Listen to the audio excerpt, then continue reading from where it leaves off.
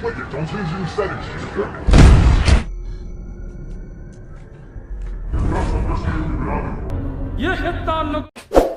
guys, kembali lagi bersama Ngalur Film. Di video kali ini Mimin akan bercerita tentang alur cerita film Iron Man.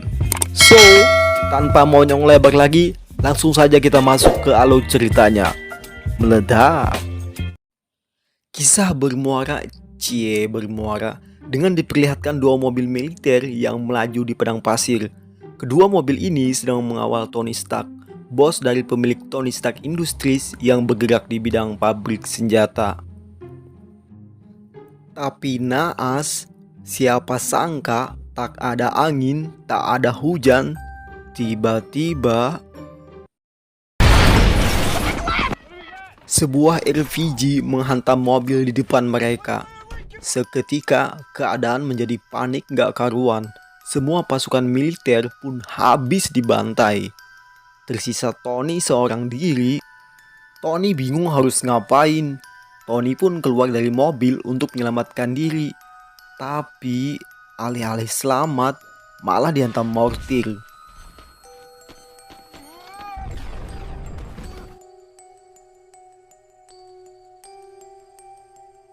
Tony pun pingsan karena saking banyaknya mortir yang bersarang di dadanya.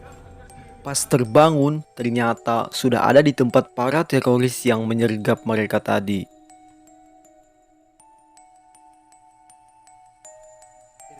Adegan berpindah ke acara pemberian penghargaan buat perusahaan Tony.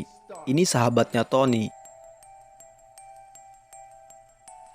Dikarenakan Tony nggak ada, maka si botak berkumis ini yang mirip banget dengan suaminya Mbak Melanie Ricardo menggantikan Tony untuk memberikan sambutan sepatah dua patah kata. Adegan berpindah lagi ke Tony yang lagi kesakitan. Pindah-pindah mulu ya. Dikarenakan dada dan jantungnya ternyata hancur terkena serpihan mortir yang mengharuskan dilakukan operasi tanpa dokter dan alat seadanya. Sampai akhirnya Tony tersadar dan panik ketika tahu kalau jantungnya sudah berubah jadi besi berani yang dimodifikasi. Alamak.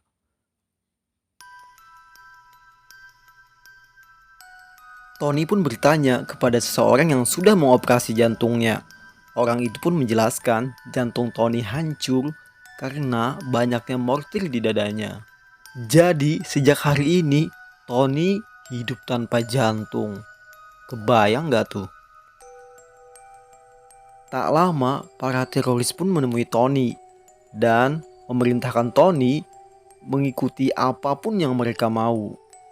Di sini Tony menolak dan dia pun disiksa habis-habisan cuy. Keesokan harinya Tony diajak melihat-lihat sekitar tempat dia disekap. Di sini Tony kaget banget. Semua senjata buatan perusahaannya ada di tempat itu. Jadi selama ini senjata buatan perusahaan Tony dijual si botak yang berkumis tadi ke para teroris ini loh guys. Emang si botak nggak ngotak. Teroris ini terus memaksa Tony agar bekerja sama dengan mereka untuk menciptakan senjata canggih. Tapi Tony tetap menolak. Tapi si Yasin yang mengoperasi Tony tadi menerjemahkan kalau si Tony bersedia karena takut kalau si Tony akan disiksa mereka lagi. Karena merasa memaksa Tony sia-sia, para teroris pun akhirnya mengancam akan menyiksa si Yasin. Di sini mau tak mau Tony pun harus berpura-pura setuju dengan maunya mereka. Alih-alih membuatkan senjata buat para teroris, Tony dan Yasin ternyata menciptakan baju robot yang akan mereka gunakan untuk melawan para teroris. Dan akhirnya apa yang mereka kerjakan pun ketahuan dan langsung saja mereka pun dilabrak. Tony pun buru-buru memakai baju robot ciptaannya. Tapi baju robot ini harus diisi tenaga terlebih dahulu, yang mana pengisiannya itu membutuhkan waktu yang lumayan lama. Sampai akhirnya jeng-jeng, Tony dengan baju robotnya pun siap menghajar para teroris. Tapi baru saja di training baju robot ini, Tangannya sudah nyangkut di dinding batu. Sampai akhirnya bisa terlepas dan Tony pun mengeluarkan jurus angling dharmanya. Cia. Ternyata di sini si Yasin terluka parah loh guys. Sampai akhirnya dia bercerita kalau dia hidup sebatang kara di dunia ini karena semua keluarganya juga terbunuh. Tony pun beranjak pergi dari tempat itu, tapi di muara goa aja sudah ada puluhan musuh yang menembakinya tanpa henti. Tony pun gak kuat, sampai akhirnya dia memutuskan terbang dengan baju robotnya. Tapi terbangnya gak jauh-jauh banget loh. Ya namanya saja kan robot training, jadi sama aja dengan produk gagal masih gitu. Tony pun cepat-cepat pergi dari tempat itu. Tony berjalan di padang pasir tanpa arah tujuan. Dan akhirnya sahabatnya Tony bersama pasukan militer menemukan Tony. Tony pun langsung diajak pulang, tapi setelah sampai, bukannya istirahat, Tony harus mengadakan konferensi pers dan menceritakan apa yang sudah dialami. Si botak berkumis ini pura-pura sok baik gitu kan di depan Tony, padahal dia sendiri yang menjual senjata-senjata Tony ke para teroris tadi. Di saat konferensi pers, Tony pun meracau nggak karuan, saking keselnya bahwa senjatanya itu dijual ke para teroris. Tapi di sini lagi-lagi si botak mengatakan kalau si Tony lagi trauma. Aduh, emang si botak nggak ngotak.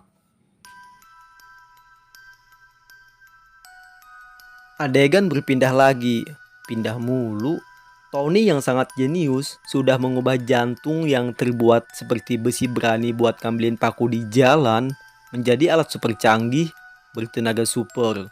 Di sini, Tony meminta asisten pribadinya yang begitu cantik untuk menggantinya. Sontak saja, asisten pribadinya kaget dan bingung dong melihat jantung Tony yang beda dari manusia normal lainnya. Tapi, Tony meyakinkan semua akan baik-baik saja. Adegan berpindah lagi. Ya, pindah-pindah mulu. Si botak tanpa kumis alias pemimpin para teroris yang menemukan topeng robot buatan si Tony berpikir kalau dia bisa menjiplak buatan si Tony. Adegan berpindah lagi, pindah lagi. Udah beberapa kali pindah ini. Tony pun terlihat mengembangkan robot buatannya menjadi robot super canggih yang lebih jenius. Akhirnya dari sinilah awal munculnya sosok pahlawan Avenger bernama Iron Man. Baru saja robot Iron Man selesai, Tony langsung terbang menuju Timur Tengah tempat dia disekap dulu. Tujuan Tony menghancurkan semua senjata-senjata milik teroris yang dijual secara ilegal sama si botak berkumis. Tapi militer mendeteksi keberadaan si Tony sebagai ancaman.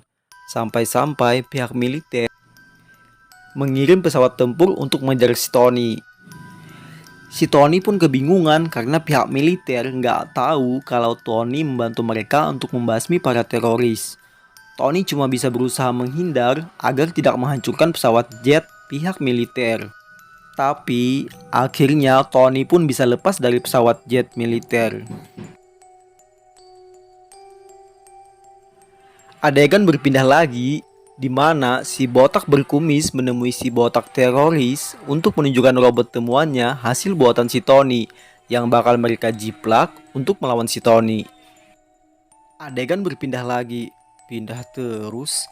Di sini Tony nelpon asistennya tapi nggak diangkat-angkat dan seketika si botak berkumis setrum si Tony sampai kaku seperti manusia es. Si botak juga sengaja melepas jantung buatan si Tony.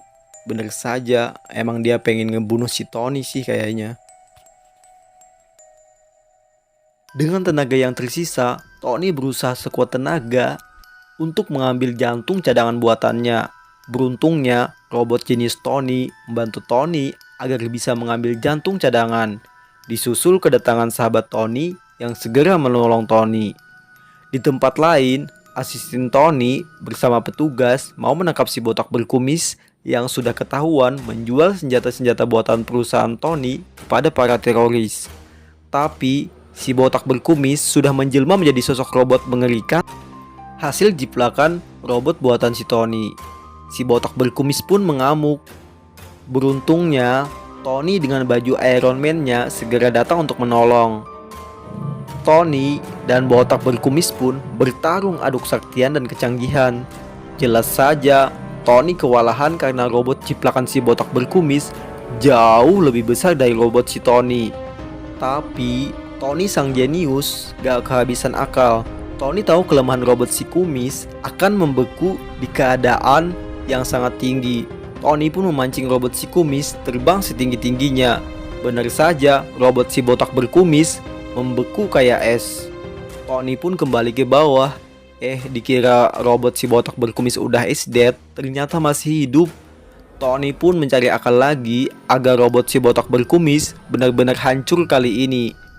Tony pun menyuruh asistennya menekan tombol kawah nuklir yang bisa menyambar robot si botak berkumis. Benar saja, robot si botak berkumis tersambar petir dan akhirnya jatuh di labirin tenaga nuklir. Dan robot si botak berkumis pun is dead. Kisah pun tamat, guys. Pesan bijak dari film ini, janganlah jadi manusia serakah dengan halalkan segala cara yang akhirnya malah bawa celaka. So, buat teman-teman yang sudah menonton alur cerita film ini sampai habis, saya ucapkan banyak-banyak terima kasih ya. Semoga terhibur dan mohon dimaklumi ya kalau banyak kesalahan dan kekurangan di alur cerita film ini. Maklum, pemula di konten alur cerita, masih newbie. Support terus channel ini ya teman-teman, biar Mimin makin semangat buat konten. See you the next time dengan alur film berikutnya. Thank you. Assalamualaikum and bye-bye.